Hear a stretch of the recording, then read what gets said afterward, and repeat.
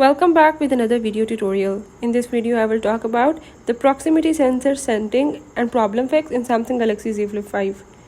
So if you are facing the proximity sensor settings issue, or I will tell you how to fix it. I will show you all in this video step by step. Just follow them, and if you are new here, don't forget to subscribe. For further detail, let's watch the video and learn it.